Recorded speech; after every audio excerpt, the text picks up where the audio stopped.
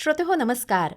आजच्या जिज्ञासा या कार्यक्रमात प्रसारित करत आहोत विज्ञान मालिका समुद्रातील जग याविषयीचा संवाद. आज या मालिकेचा भाग 6वा आम्ही प्रसारित करत आहोत. या मालिकेमध्ये सहभाग आहे प्राध्यापिका आणि माजी विभाग प्रमुख मत्स्य जीवशास्त्र विभाग मत्स्य महाविद्यालय रत्नागिरीच्या डॉक्टर स्वप्नजा मोहिते, त्याचबरोबर आदिती सावंत आणि अत्रेय देवस्थळी यांचा. या कार्यक्रमासाठी निर्मिती सहाय्य संपदा पिलणकर यांचं. सादर करते विवेक वानखडे.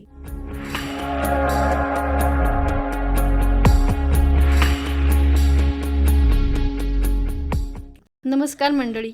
समुद्राचा अभ्यास, ज्याला समुद्रशास्त्र किंवा सागरी विज्ञान म्हणून ओळखलं जातं, हे एक बहुविद्याशाखीय क्षेत्र आहे जे महासागराच्या प्रक्रिया, रचना आणि पृथ्वीशी त्याचा संबंध समजून घेण्यावर केंद्रित आहे. समुद्राचा अभ्यास करताना त्यातील अनेक पैलूंचा विचार करावा लागतो. समुद्राचे रासायनिक, भौतिक, जैविक गुणधर्माबरोबरच त्यातील वेगवेगळे प्रवाह, उष्णतेचे थर, प्रकाशाचे तरंग शोषून घेण्याची या थरांची क्षमता, समुद्र आणि आपल्या वातावरणाचा असणारा सहसंबंध, येथील अधिवास आणि तिथले रहिवासी, समुद्रतळाची रचना, असे अनेक विषय आम्ही अभ्यासत असतो. या सगळ्याचं कुतूहल आणि त्याचा अवाका समजून घेण्यासाठी आजही अदिती आणि अत्रेय आलेच आहेत. हो मॅडम, हे समुद्रशास्त्र खरंच समजून घ्यायचं आहे आम्हाला.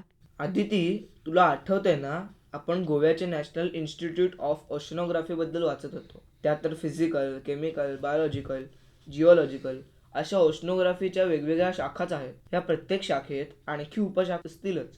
अगदी बरोबर बोललास अत्रेय. याशिवायही इतर शाखा आहेतच. पॅलिसिओनोग्राफी म्हणजे भूगर्भीय भूतकाळातील महासागरांच्या इतिहासाचा, प्राचीन हवामान आणि तेव्हाची महासागरांची परिस्थिती यांचा अभ्यास. कोस्टल ओशनोग्राफी म्हणजे समुद्री गाळ, समुद्रकिनाऱ्यांची धूप आणि किनाऱ्याचे आकार विज्ञान यासारख्या किनारी झोनमधील प्रक्रियांचा अभ्यास. सेस्मिक म्हणजे भूकंपीय ओशनोग्राफी म्हणजे समुद्रात होणारे भूकंप, पाण्याच्या स्तंभातील भौतिक संरचना आणि प्रक्रियांचे विश्लेषण करणारी शाखा. या महत्त्वाच्या शाखांमधून सुद्धा समुद्र विज्ञानाचा अभ्यास आणि संशोधन केलं जातं. समुद्राचा आपल्या वातावरणावरही परिणाम होत असतो, मग त्याचाही अभ्यास केला जात असेल ना? हो, तर त्यासाठी सागरी हवामानशास्त्र शाखा आहेच. याद्वारे वातावरण आणि महासागर यांच्यातील परस्पर संवादांचा अभ्यास केला जातो. समुद्रात निर्माण होणारी वादळं, चक्रीवादळं आणि अल निनो सारख्या घटनांची निर्मिती यांचा अभ्यासही ही शाखा करते. मी ऐकलं होतं की आता समुद्रात जे तेल किंवा नॅचरल गॅस मिळवला जातो यासाठीही अभ्यास आणि संशोधन करावं लागतं. याचा अभ्यास कोणत्या शाखेत केला जातो? याला अप्लाइड ओशनोग्राफी म्हणतात. ऑफशोअर ड्रिलिंग, कोस्टल मॅनेजमेंट आणि अक्षय ऊर्जा म्हणजे भरती ओहोटी किंवा लाटांची शक्ती यांच्यापासून मिळवलेली ऊर्जा यासारख्या व्यावहारिक समस्यांवर समुद्रशास्त्रीय डेटा वापरण्याबद्दल ही शाखा काम करते. मला आवडेल या शाखेत शिक्षण घ्यायला. किती वेगळाच विषय आहे हा. आमच्यापैकी खूप जणांना तर माहितीच नाहीये असाही अभ्यासक्रम असतो असा. हो, अशा अभ्यासक्रमांबद्दल माहितीच नाहीये विद्यार्थ्यांना. मॅडम, तुम्ही यातल्या कोणत्या शाखेत घेतलं आहे शिक्षण? मी मत्स्य व्यवस्थापन या क्षेत्रात पदव्युत्तर शिक्षण घेऊन मग मत्स्य संवर्धन विषयात PhD केलं. समुद्र आणि त्याच्या सगळ्या पैलूंचा अभ्यास करणाऱ्या अनेक शाखांपैकी हेही आणखीन वेगळ्या अभ्यासक्रमांचे विषय आहेत.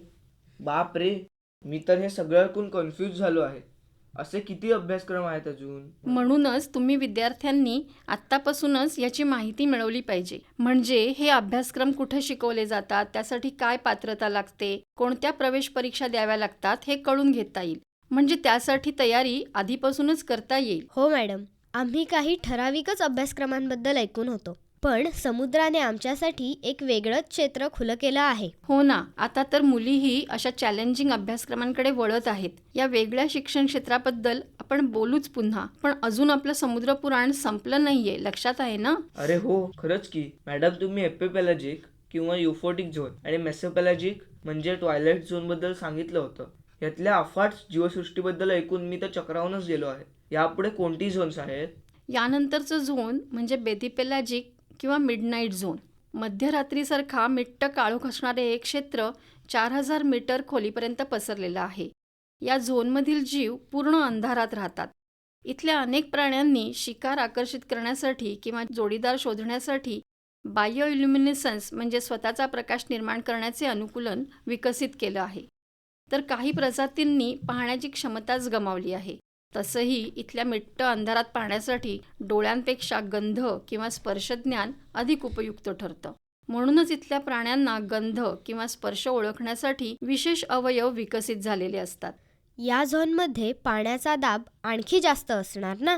ट्वायलाइट झोनप्रमाणे येथे प्रकाश संश्लेषणही होत नसेल, म्हणजेच इथे कोणत्याही वनस्पती दिसणार नाहीत, बरोबर ना? अगदी बरोबर. वरच्या थरातून येणारे सेंद्रिय पदार्थ या झोनमध्ये बुडतात, परंतु त्याचे प्रमाण अतिशय कमी असते. त्यामुळे येथील सजीव ऊर्जा वाचवण्यासाठी अनुकूलन करतात. इथे अन्न खाण्यासाठी येणाऱ्या स्पर्म व्हेल सोबतच या झोनमध्ये अँगलर फिश, काही शिंपले, व्हॅम्पायर स्क्विड आणि ट्रायपॉड मासे आढळतात. या खोल समुद्रात अँगलर फिशच्या 200हून अधिक प्रजाती नोंदवल्या गेल्या आहेत. इथल्या कठीण परिस्थितीत पुनरुत्पादन करता यावं यासाठी काही बदलही या माशांमध्ये होतात. त्यामुळे नर मासा एक परजीवीसारखा मादीच्या शरीराला चिकटून राहतो. इथल्या जलचरांमध्येही फोटोफोर्स असतात ना, बायोल्युमिनेसेंट जीव असतात ना इथे. हो, ते तर असतातच. या झोनमधला पेलिकन ईल हा विचित्र ईलसारखा मासा आपल्या भक्ष्याला त्याच्या मोठ्या तोंडाने गिळंकृत करतो. हा मासा मोठ्या माशांना आणि क्रस्टेशियन्सना गिळण्यासाठी आपला घसा आणि पोट यांचा आकार वाढवू शकतो. त्याच्या जबड्यात अनेक जात असतात आणि त्याच्या शेपटीचं टोक बायोल्युमिनेसन्समुळे गुलाबी किंवा लाल रंगाचं दिसतं. Octopus, squid, sea urchin, starfish, समुद्री गोगलगाय, स्पंज, बायोल्युमिनेसंट बार्बल्स आणि मोठे तोंड असलेला या झोनमधील एक प्रमुख शिकारी ड्रॅगन फिश, भक्ष्याला बायोल्युमिनेसंट प्रकाशाने आकर्षित करणारा आणि समुद्राच्या या झोनमध्ये वरच्या थरातून सतत पडणारा सेंद्रिय पदार्थांचा वर्षाव म्हणजे सी स्नो खाण्यासाठी चिकट तंतूंचा वापर करणारा व्हॅम्पायर स्क्विड, फ्रिल्ड शार्क आणि कुकी कटर शार्कसह शार्कच्या अनेक प्रजाती या मिडनाईट झोनमध्ये राहतात. किती वेगवेगळ्या प्रकारचे जीव आहेत हे. प्रत्येकानं काहीतरी वेगळं टेक्निक विकसित केलं आहे जगण्यासाठी. इथे भक्ष्य मिळवण्याच्या स्पर्धेत जिंकावंच लागतं ना, नाहीतर तुम्ही या स्पर्धेत टिकूच शकत नाही. म्हणून ही अशी टेक्निक्स किंवा स्ट्रॅटेजी विकसित करावीच लागते त्यांना. इथे वायपर फिश नावाचा मासाही असतो ना. हो, वायपर फिश हे मासे प्रामुख्याने 200 ते 4000 मीटर खोलीवर आढळतात. त्यांच्याही पोटावर असणारे फोटोफोर्स त्याला खालील भक्षकांपासून लपवतात आणि भक्ष्यालाही आकर्षित करतात. त्यांच्या खालच्या जबड्याचे दात इतके मोठे असतात की त्यांना भक्ष्य गिळण्यासाठी त्यांचा खालचा जबडा बाजूला वळवावा लागतो. त्याचा चावाही खूप शक्तिशाली असतो. त्याचा झटका सहन करण्यासाठी त्याचा पहिला मणका हा शॉक ॲब्सॉर्बर म्हणून काम करण्यासाठी विकसित झालेला असतो. आता ही आणखी नवीन पद्धत. किती खोलवर विचार करून विकसित झाल्या आहेत या पद्धती. जसजसे हे जीव उत्क्रांत होत गेले तसतसे तिथल्या बिकट परिस्थितीला जुळवून घेण्यासाठी, या भक्ष्य मिळवण्यासाठी, भक्षकांपासून लपून राहण्यासाठी आणि अन्न तसंच निवारा मिळवण्यासाठी हे असे युनिक बदल त्यांच्यात विकसित होत गेले. जे या परिस्थितीशी जुळवून घेऊ शकले नाहीत ते नष्ट झाले. पण मॅडम, आपल्याला कसं कळत गेलं हे? म्हणजे हे जीव नष्ट झाले ह्याचा पुरावा कसा शोधायचा? समुद्राच्या संशोधनात मिळणाऱ्या जीवाश्म अवशेषांचे विश्लेषण करून, भूगर्भीय स्तराचा अभ्यास करून आणि भूरासायनिक, आण्विक आणि पर्यावरणीय डेटा वापरून संशोधक याचे पुरावे शोधू शकतात. यावरून या जीवांच्या जीवनकाळाचा अंदाज करता येतो. तसंच आपल्याला नामशेष झालेल्या सागरी जीवांना समजूनही घेता येतं. या पद्धती संशोधकांना भूतकाळातील प्रजाती ओळखण्यास, त्यांचे वातावरण समजून घेण्यास आणि नामशेष होण्याची कारणं निश्चित करण्यास मदत करतात. अत्रेय, अभ्यास करण्याची समुद्र विज्ञानाची ही आणखीन एक शाखा आहे. वाटलंच मला. मॅडम, हे जीवाश्म म्हणजे नक्की काय असतं? जीवाश्म म्हणजे साधारणपणे 10,000 वर्षांहून अधिक जुन्या प्राचीन जीवांचे म्हणजे वनस्पती, प्राणी, सूक्ष्म जंतू यांचे जतन झालेले अवशेष, ठसे किंवा खुणा, जे पृथ्वीवरील भूतकाळातील जीवनाचे पुरावे देतात. ते प्रामुख्याने जेव्हा मृत जीव चिखल, वाळू, राख यात वेगाने गाडले जातात तेव्हा तयार होतात. त्यामुळे त्यांच्या शरीराचं विघटन रोखलं जातं. त्यांच्या शरीराचे मृदू भाग विघटन पावले तरी त्यांची हाडं, दात किंवा कवच शिल्लक राहतात आणि त्यातील खनिज द्रव्ये हजारो किंवा लाखो वर्षांमध्ये बदलत जातात. अशा कोणत्या जीवांचे जीवाश्म मिळाले आहेत संशोधकांना?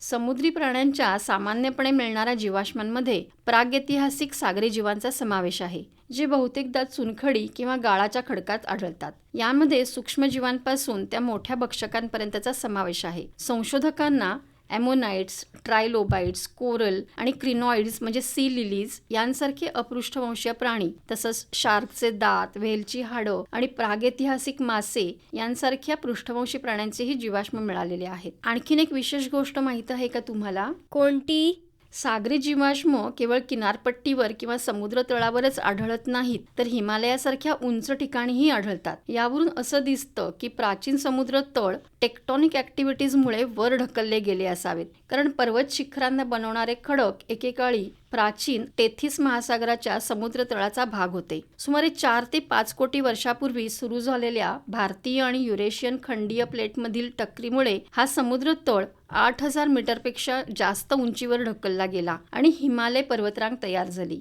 इथे फोरॅमिनिफेरा आणि स्पंजसारख्या प्राण्यांचे जीवाश्म बहुतेकदा चुनखडीत आढळतात. नेपाळमधील काली गंडकी नद्यांच्या परिसरात आढळणारा शाळीग्राम हा ॲमोनाइट प्राण्यांचा शेल आहे. हे माहीत आहे का? हिमालयातही सापडतात जीवाश्म. शाळीग्राम पण फॉसिल आहे. आश्चर्यच आहे हे. मॅडम, हे मृत झालेल्या जीवांचे जीवाश्म झाले, पण काही जिवंत जीवाश्म म्हणजे लिव्हिंग फॉसिल्सही असतात असं ऐकलं होतं मी. जिवंत जीवाश्म म्हणजे?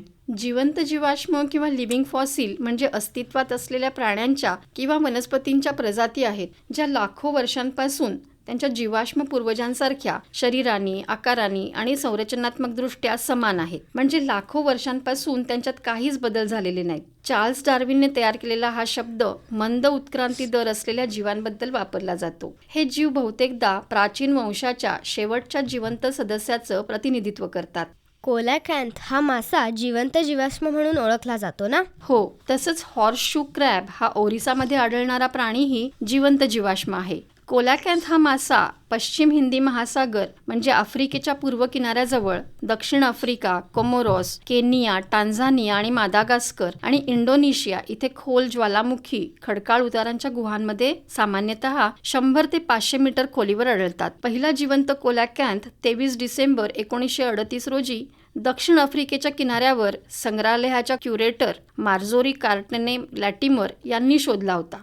हा मासा 66 दशलक्ष वर्षापूर्वी नामशेष झाल्याचे मानले जात होतं, परंतु चालुमना नदीजवळ एका मच्छीमारांनी पकडलेल्या माशांमध्ये हे जिवंत जीवाश्म आढळले होते. म्हणूनच याचं शास्त्रीय नाव आहे लॅटिमेरिया चालुमने. म्हणजे ज्यांनी तो शोधला आणि जिथे तो सापडला यांच्यावरून या माशाला नाव देण्यात आलं तर? आदिती, समुद्रामध्ये असे कित्येक जीव आहेत की जे अजून शोधले गेले नाहीयेत. हे शोधण्याचं काम करायला हवं आहे. कदाचित तुम्ही असे जीव शोधले तर तुम्हालाही त्याला तुमचं नाव देण्याची संधी मिळू शकेल. अरे वा, मस्तच. समुद्राचं संशोधन तर न संपणारा विषय आहे. हे मिडनाईट झोन म्हणजे कसं जगावं याची कहाणीच आहे.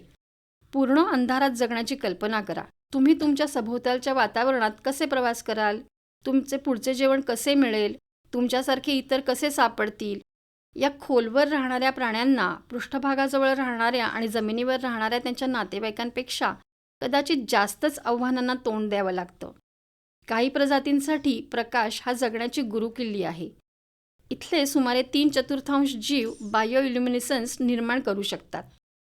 मघाशी सांगितल्याप्रमाणे हा जिवंत प्रकाश अनेक कार्य करतो. आता या 1,500 ते 4,000 किलोमीटर खोलीवर राहणाऱ्या बॉम्बर वर्मचंच बघा ना. 3 सेंटीमीटर लांबीचा हा वर्म आपल्या विशिष्ट कल्ल्यातून हिरव्या प्रकाशाने चमकणाऱ्या लहान पिशव्या टाकतो, ज्या फुटतात आणि त्यामुळे भक्षकांचं लक्ष विचलित होतं. यामुळे या बॉम्बर वर्मला पळून जाता येतं. अरे देवा, ही तर आणखीन एक नवी युक्ती. आणखी किती प्रकारच्या युक्त्या आहेत या मिडनाईट झोनमधल्या जीवांकडे? मला वाटतं इथली ही बिकट परिस्थिती या जीवांना सतत इव्हॉल्व्ह व्हायला प्रेरित करत असावी. इव्हॉल्युशन म्हणजे उत्क्रांती ही सतत चालणारी प्रक्रिया आहेच. इथल्या पर्यावरणातील चॅलेंजेस या जीवांना आणखी बदलायला भाग पडत असतील ना? बरोबर बोललास तू अत्रेय. जीवन जितकं चॅलेंजेसनी भरलेलं असेल तितके हे जीव आपल्यात बाह्य आणि अंतर्गत शरीर रचनेत बदल करत जातात.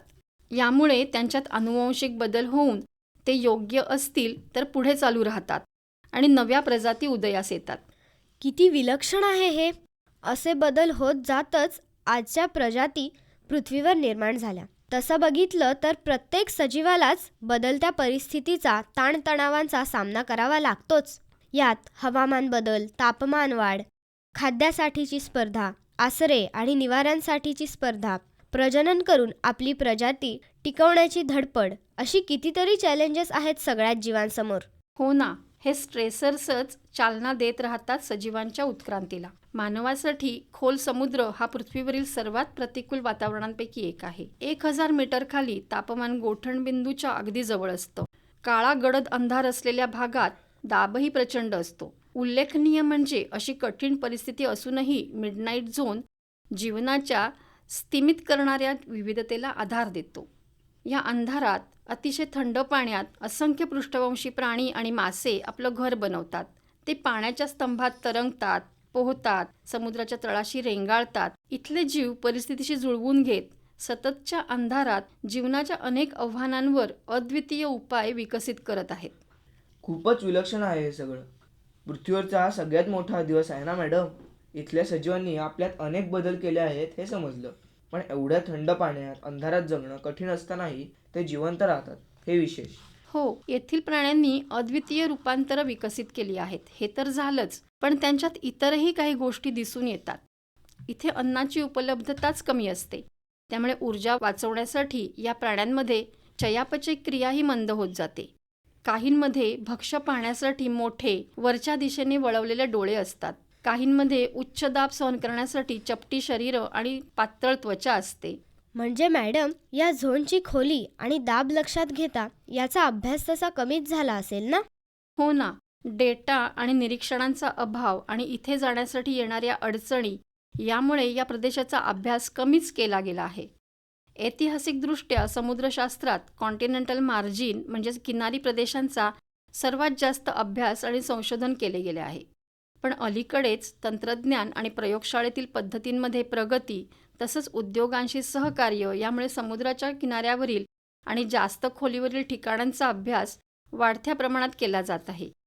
अलीकडच्या काळात झालेल्या प्रगतीमध्ये remotely operated vehicles, autonomous underwater vehicles आणि स्वतंत्र ग्लायडर आणि फ्लोट्स यांचा समावेश आहे. हो, मी वाचलंय याबद्दल. या खोल समुद्रातील जैवविविधता आणि हवामान नियमनात महासागराची भूमिका समजून घेण्यासाठी या परिसंस्थेचा अभ्यास होणं आवश्यक आहे.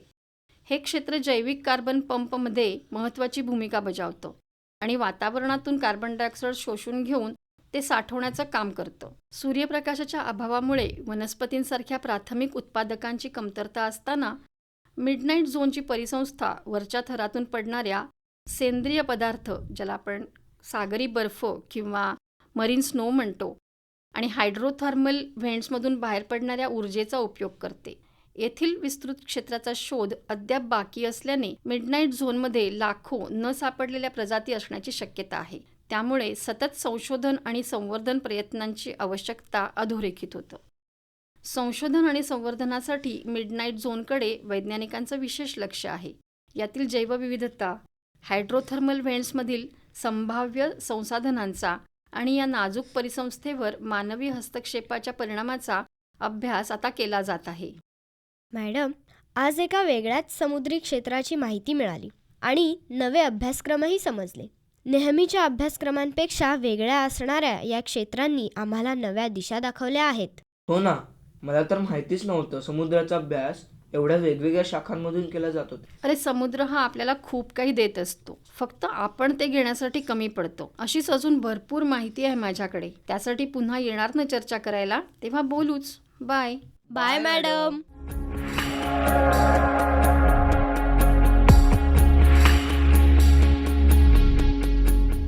श्रोतेहो, आत्ताच आपण विज्ञान मालिका समुद्रातील जग याविषयीचा संवाद ऐकला.